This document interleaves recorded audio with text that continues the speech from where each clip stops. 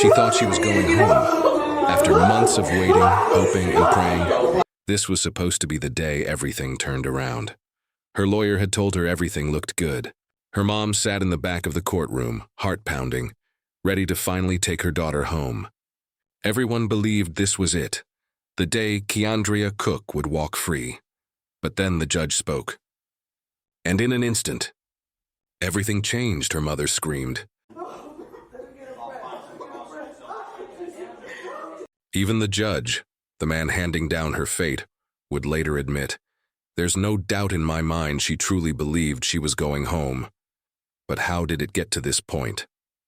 How did a teenage girl end up in a courtroom, believing she was walking free, only to have her world collapse right before her eyes? Ky'Andrea Cook was a teenager from Daytona Beach, Florida. She wasn't a hardened criminal, just a young girl who made a terrible mistake. She had met a man through a social app called Meet Me, just another online connection in a digital age full of strangers. But this one wasn't what it seemed. When the man showed up to meet her, two others appeared. Within seconds, everything spiraled. He was attacked, and his car was stolen at gunpoint. According to investigators, Ky'Andrea had lured him there as part of a setup. She wasn't the one with the weapon. She didn't pull the trigger or steal the car, but under Florida law, just being involved was enough to face serious prison time. Still, she was young, no prior record, no history of violence.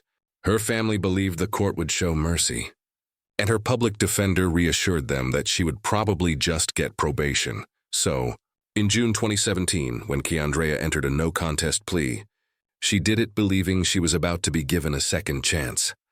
On the morning of her sentencing, Ky'Andrea walked into that courtroom confident. Her hair was neatly done, her expression calm. She smiled at her mom across the room, a silent promise that it was finally over.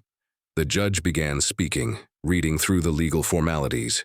But then his tone shifted, and when he said the words, the sentence that would decide her fate, Ky'Andrea's world stopped.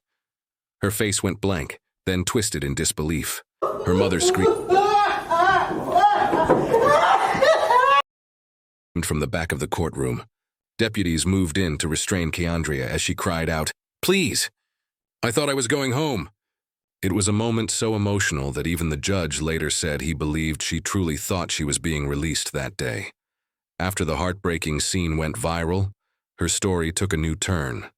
A different legal team stepped in, determined to fix what they saw as a manifest injustice. They argued that her plea had not been entered freely or knowingly, that she was misled, convinced she'd be going home when in reality, she was walking into years behind bars. Her original lawyer admitted he had been optimistic. He told her things looked good, that she'd probably go home, but never made it clear that prison was still on the table. The judge reviewed the evidence and agreed. He ruled that her plea was not truly voluntary, and the 20-year sentence was vacated. For a moment, it felt like hope had returned. In April 2018, Ky'Andrea appeared back in court to enter a new plea. Her new attorney worked hard to secure a lighter sentence, something that would let her move forward with her life. But the justice system doesn't always bend easily. Months turned into years of hearings, delays, and legal back and forth. And after everything, the pain, the media attention, the emotional breakdown, the outcome still carried heavy weight. Ky'Andrea Cook was sentenced to 11 years in prison and 20 years of probation, both to run concurrently. It wasn't the 20 years she had once faced, but it was still far from freedom. Her mother cried once again, watching her daughter led away in handcuffs. In 2023, Ky'Andrea tried one last time to have her sentence reduced, but the court denied her request, stating the punishment was fair given the crime. It wasn't the ending she dreamed of, but it was the reality she had to live with. Ky'Andrea's story isn't just about crime or punishment. It's about how fragile hope can be, how quickly belief can turn into heartbreak. She walked into that courtroom certain she'd be going home, but walked out shattered, her dreams locked away behind bars. And it's a story that reminds us, and in the justice system, what you think will happen isn't always what does.